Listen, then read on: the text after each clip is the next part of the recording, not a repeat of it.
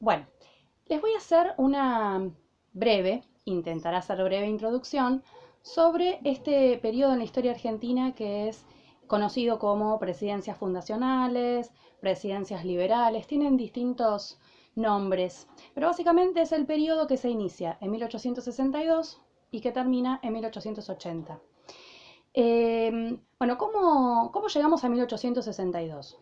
Sabemos que un año antes Urquiza y Mitre se enfrentan en la batalla de Pavón y que de una manera bastante extraña Urquiza abandona el campo de batalla a pesar de venir venciendo en esta guerra.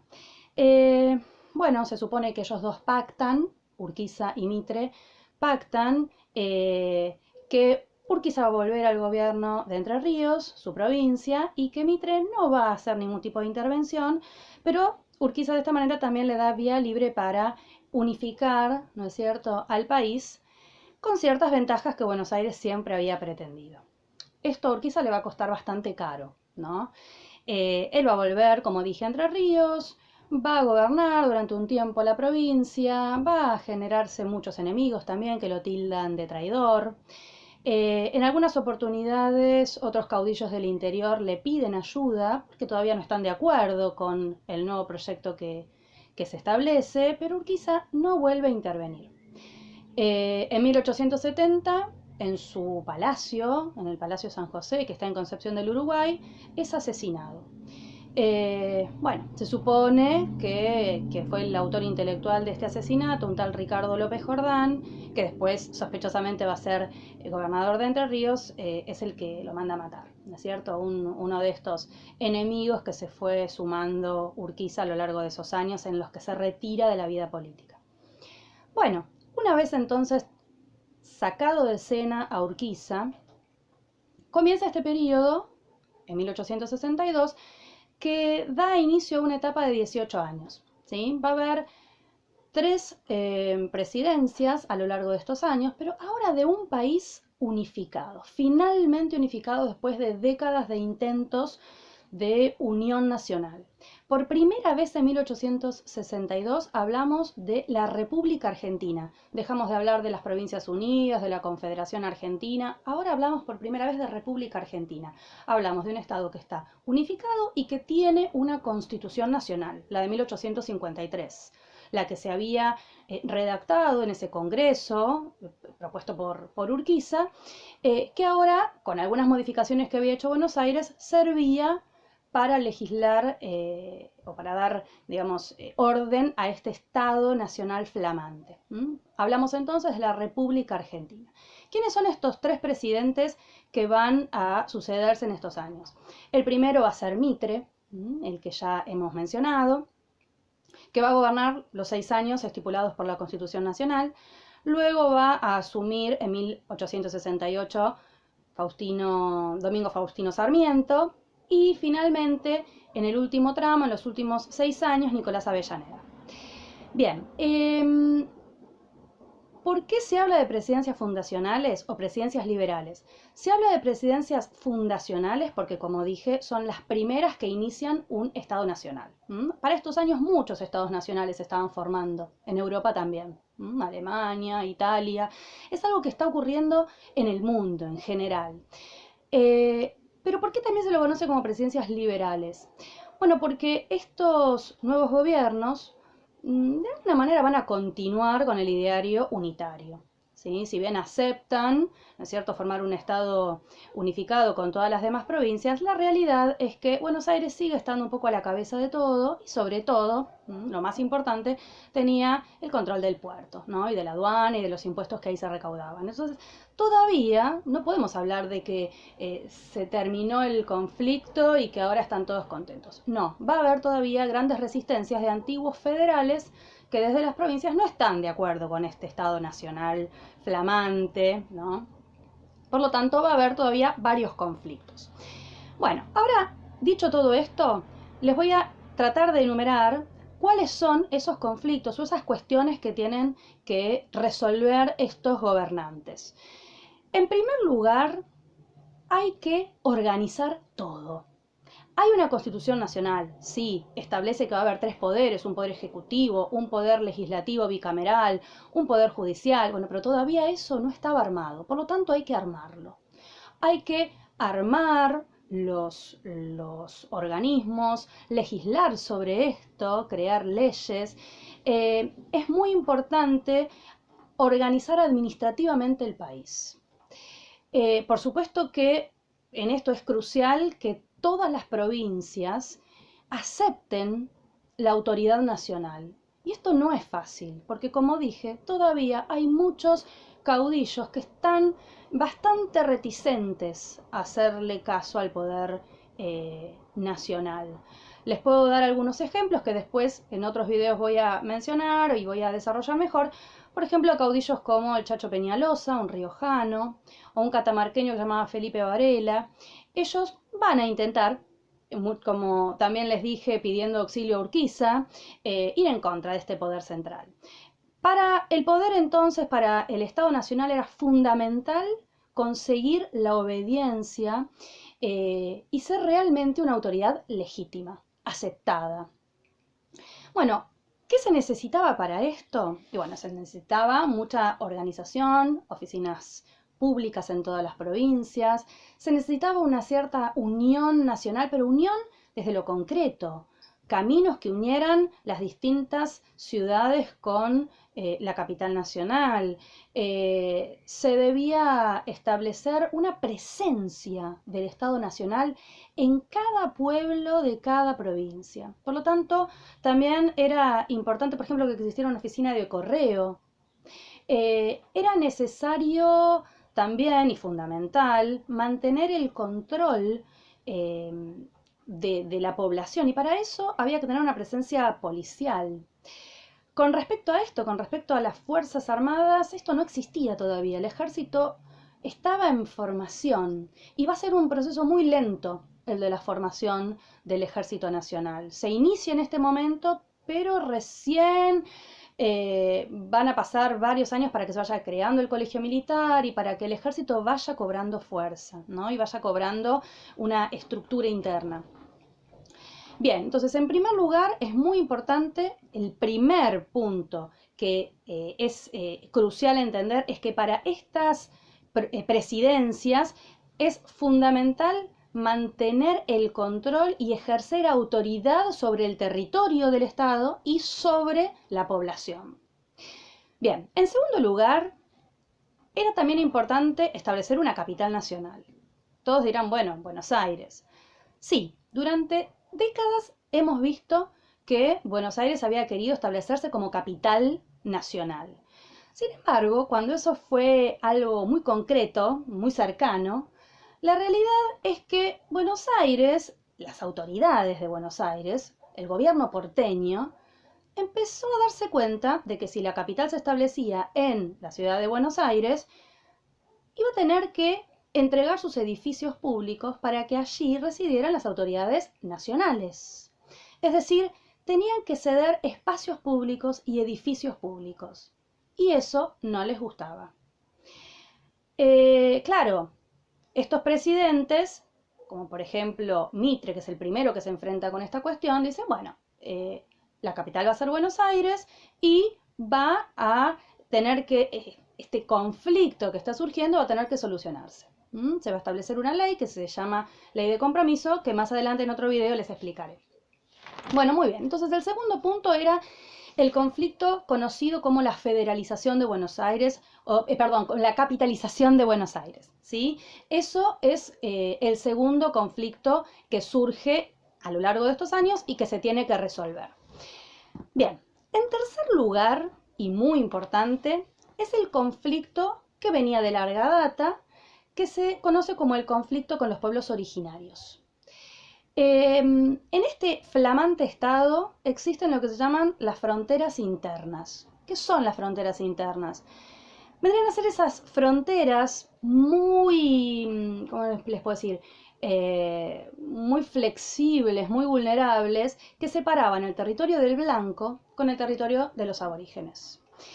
Los pueblos aborígenes básicamente dominaban la región del noreste, Chaco, Formosa, toda esa zona, y también el sur de lo que hoy es nuestra República Argentina. ¿Pero qué sería el sur? Ustedes dirán, bueno, la Patagonia. Sí, perfecto, la Patagonia. Pero sin embargo, el centro y sur de la provincia de Buenos Aires, de La Pampa, de Córdoba, también formaban parte del territorio aborigen. Sobre ese territorio, este flamante Estado Nacional no tenía ningún tipo de control. Al contrario, se encontraba permanentemente invadido por esto que llamaban los malones. ¿Qué eran los malones? Los malones eran incursiones aborígenes, ellos eran excelentes jinetes, y lo que hacían era introducirse en el territorio del blanco, saqueaban, robaban, hacían todas estas incursiones de pillaje, ¿no es cierto?, sobre estancias. Obviamente las más vulnerables eran las estancias que estaban cercanas a esta frontera con el indio. Entonces ellos lo que hacían era robarse el ganado vacuno, ovino, algunos caballos, y se los llevaban para las tolderías, y también se sabe que lo comerciaban con los chilenos. En estas incursiones no solamente robaban ganado, sino que también robaban cualquier objeto de valor, incluyendo mujeres y niños, que eran los llamados cautivos. Bueno, esto obviamente no es propio de esta época, sino que, como dije, viene de larga data, pero para estos gobiernos era fundamental encontrar una solución. ¿Por qué es fundamental? Bueno, en primer lugar, porque tiene que ser un territorio seguro, ¿no es cierto? Además, era fundamental, esas tierras ocupadas y dominadas por los aborígenes eran fundamentales para la explotación económica. Por lo tanto, ellos quieren ganar ese territorio para asentarse y explotarlo. Y otra cuestión que también es importante y que no hay que olvidarse es que Chile tenía muchas pretensiones sobre la Patagonia Argentina, pretensiones de expandirse y ocupar el territorio. Por lo tanto, para el Estado argentino era fundamental también tener ocupación plena del territorio. Por lo tanto, lo que ellos necesitan es dominar al aborigen, ocupar el territorio, pero ocuparlo realmente, ocuparlo y poblarlo. Hay que crear pueblos, hay que ocupar el territorio, explotarlo, pero teniendo presencia. Por lo tanto, hay que también tener gente dispuesta a esa aventura, que era poblar un territorio alejado, muy vulnerable con respecto a los malones aborígenes, y por lo tanto se necesita población. Y acá nos metemos en este otro punto que es importante, en el cuarto punto, que está muy vinculado con lo anterior, que es poblar. Para poblar y ocupar efectivamente el territorio se necesita entonces que haya gente. ¿Qué hace el gobierno nacional en este periodo? Y bueno, de alguna manera invita, estimula la llegada de inmigrantes, personas que estén dispuestas a ocupar el territorio, personas que por supuesto tienen que venir seducidas de alguna manera. Entonces, a lo largo de estos años, ¿qué va a hacer? ¿Qué van a hacer estos sucesivos gobiernos?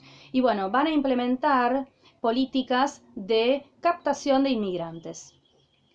La idea es que vayan llegando personas, que vayan ocupando el territorio, que se formen colonias, colonias de inmigrantes, y que de esta manera se vaya poblando, como dije, este territorio. Claro, este es el inicio de esto tan importante que fue la llegada de la inmigración, que no va a ser solamente de este periodo, sino que es algo que se va a extender durante muchos años en nuestro país y que de alguna manera modifica el perfil social, ¿no es cierto?, de nuestra población, porque empiezan a llegar inmigrantes que no eran tampoco específicamente los inmigrantes que el Estado Nacional pretendía. La idea era que llegaran ciudadanos del norte de Europa, anglosajones, y sin embargo sabemos que no fueron ellos los que vinieron. En general, los que poblaron nuestro país mayoritariamente van a ser latinos, españoles e italianos. Bueno, la idea entonces es que estos europeos vayan poblando el país, con lo cual también se va a abrir un nuevo tema por delante, que es justamente lograr que todos estos inmigrantes de distintas nacionalidades también sientan que son argentinos, ¿no es cierto? Formar una conciencia de argentinidad y por supuesto en esto va a ser fundamental el rol de la educación. Escuelas que eduquen, no tal vez al inmigrante llegado de adulto, pero sí a sus hijos, las generaciones futuras. Bien, para el Estado Nacional, por supuesto, va a ser fundamental conocer numéricamente a la población y para eso se va a realizar el primer censo nacional en 1869, durante la presidencia de Sarmiento. Ya vamos a hablar sobre esto en un video futuro. Bueno, muy bien. Y el último tema, el quinto tema en cuestión, que es fundamental, el orden en el que yo lo voy planteando no significa que uno sea más importante que el otro. La cuestión fundamental que no podemos olvidar es la cuestión económica, el crecimiento económico que tiene la Argentina hacia estos años. Acá es importante aclarar que entre 1850 y 1880 se produjo un boom de lo que sería la producción lanar. Es decir, que la Argentina empieza a producir en mucha cantidad y de muy buena calidad lana.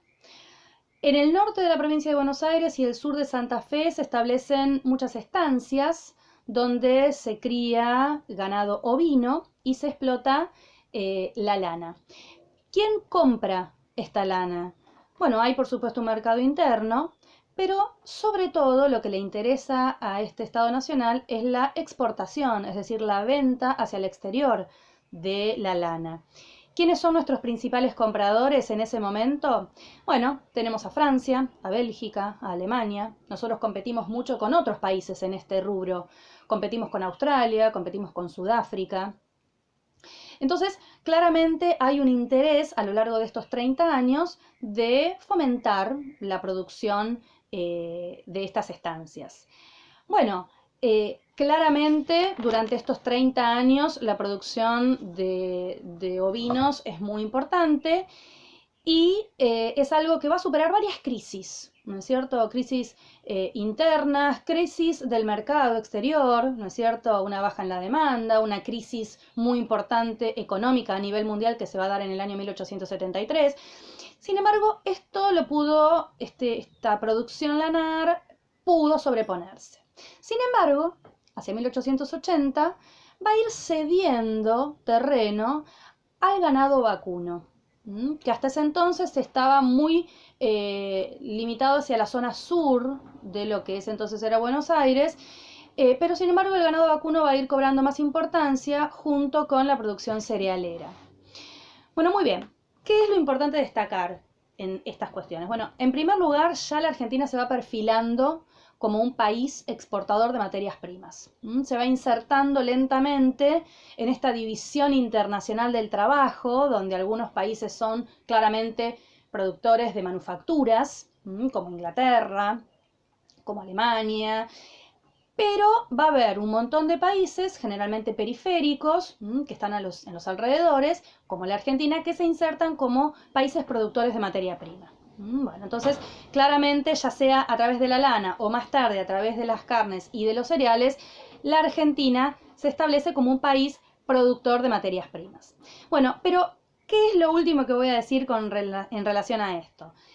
Bueno, la materia prima que la Argentina exporta necesita de dos cuestiones fundamentales. En primer lugar, mano de obra rural, trabajadores rurales, que tienen bueno, una cuestión bastante particular, que es que hay momentos en los que el trabajo en el campo requiere muchas más manos, ¿sí? Por lo tanto, va a haber específicamente momentos del año en los que las estancias contratan temporariamente a muchos trabajadores. Por ejemplo, en el caso de la lana, el momento de fin del invierno donde se produce la esquila de las ovejas. Ese momento es un momento donde se contratan muchos trabajadores que después van a ser llamados golondrinas, ¿no? Que, bueno, cuando es necesario trabajar en la esquila de la oveja, se contratan temporariamente en esa estancia y después cuando es el momento de levantar la cosecha, van hacia otra estancia y son contratados también temporariamente.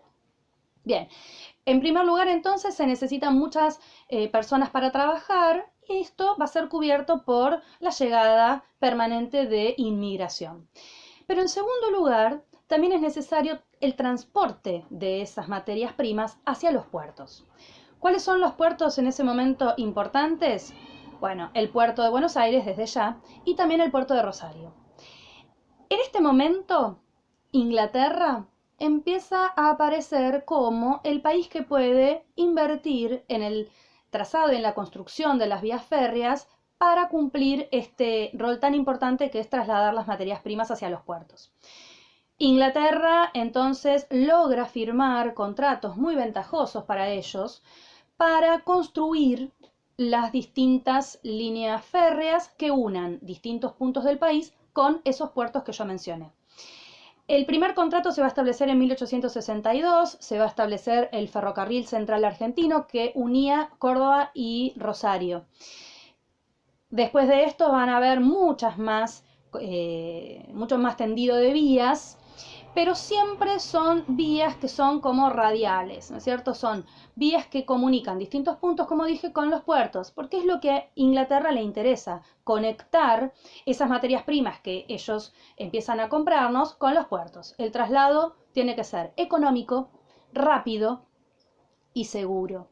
Pero claro, todos los puntos o las ciudades, los pueblos que no tenían, digamos, algún tipo de ventaja económica para Inglaterra, esos pueblos quedaban excluidos. Entonces ahí también el Estado Nacional se pone un poco como con la tarea de también construir vías férreas que unieran esos puntos, ¿no es cierto? Entonces, por ejemplo, se va a establecer estos lugares, esta unión de pueblos que no son rentables económicamente, pero que también necesitan unirse. Por ejemplo, el ferrocarril andino, que es el que une las provincias con Cuyo, la zona de la Patagonia y de Cuyo, y también, bueno, otros que, por ejemplo, unen Córdoba con Tucumán, etcétera, ¿no? Pero bueno, básicamente hacia 1880 tenemos 2.400 kilómetros de líneas férreas que unen distintos puntos del país con los puertos y algunas ciudades también entre sí. La gran mayoría, de todas maneras, de estas vías están concentradas en la región pampeana, que es la que produce justamente estas materias primas que demanda Europa. Bueno, lo último que voy a decir ahora sí es que por supuesto el tendido de vías férreas generó muchos pueblos que nacieron a partir de las estaciones. Cada tantos kilómetros se establecía una estación y a partir de esa estación que debía crear el Estado Nacional se formaban pequeños pueblos. Entonces esos pueblos van a ser habitados por, bueno, personas de distintas nacionalidades, muchos inmigrantes, y de esa manera entonces se va a lograr el propósito inicial de estos gobiernos, que es poblar el territorio, tener presencia activa, concreta, real en estos pueblos, pero también lograr la llegada rápida de cualquier fuerza armada en caso de ser necesario, ¿no es cierto? El traslado de las tropas en el caso de que sea necesario de manera violenta ejercer dominio sobre todas las regiones de este flamante estado. Bueno, chicos, espero que les sirva. En lo próximo voy a grabarles otros videos sobre específicamente las presidencias de estos tres presidentes nombrados: Mitre, Sarmiento y Avellaneda.